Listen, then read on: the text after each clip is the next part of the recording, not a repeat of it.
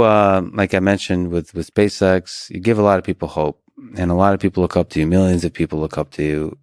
If we think about young people in high school, maybe in college, what advice would you give to them about if they want to try to do something big in this world, they want to really have a big positive impact? What advice would you give them about their career, maybe about life in general? Try to be useful.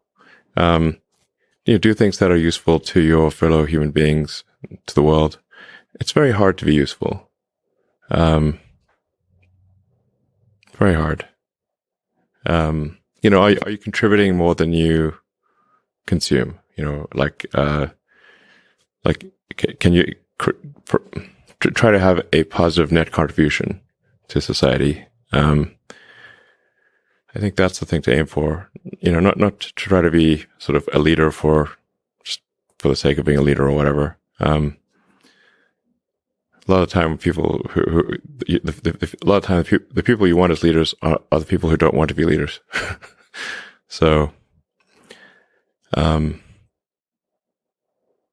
if you can live a useful life, that is a good life, a life worth having lived. And like I said, I would encourage people to use the mental tools of physics and apply them broadly in life. They're the best tools. When you think about education and self-education, what do you recommend? So there's the university, there's self-study, there is hands-on, sort of finding a company or a place or a set of people that do the thing you're passionate about and joining them as early as possible. There's taking a road trip across Europe for a few years and writing some poetry. Which trajectory do you suggest? In terms of learning about how you can become useful, as you mentioned, how you can have the most positive impact.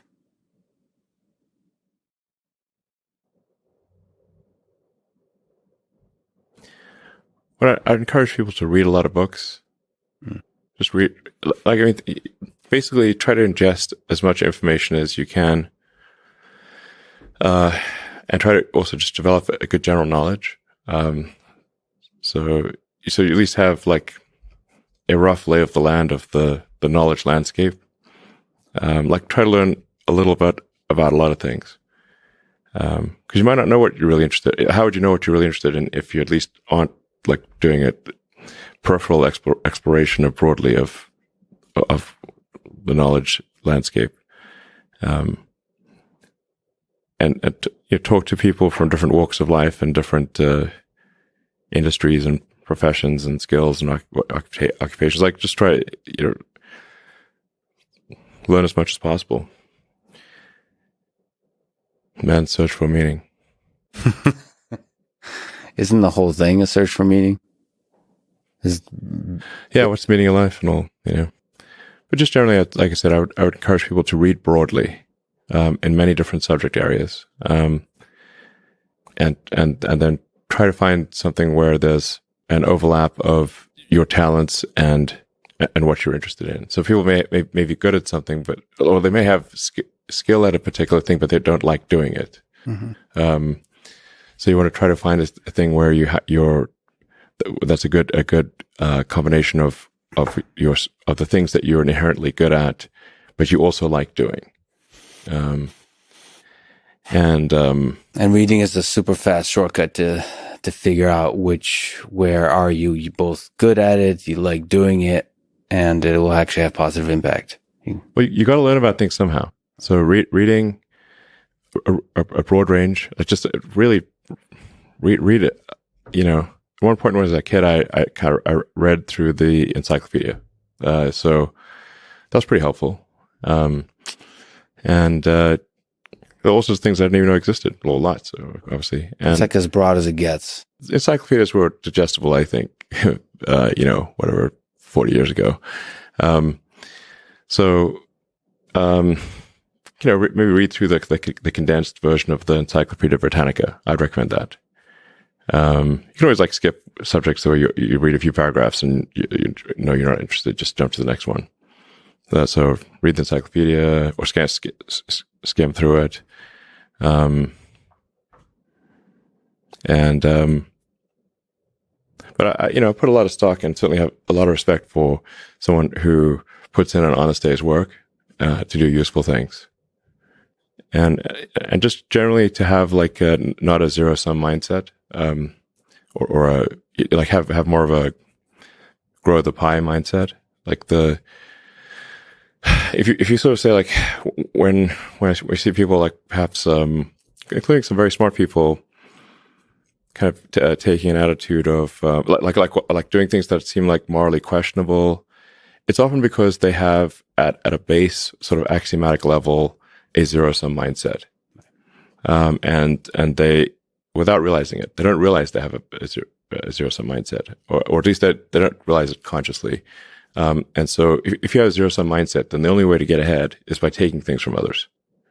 If it's like if the pie is fixed, then the only way to have more pie is to take someone else's pie. But this is false. Like obviously the pie has grown dramatically over time, the economic pie. So in reality, you can have so overuse this analogy. You can have there's a lot of pie. Yeah, pie is not fixed. Yes.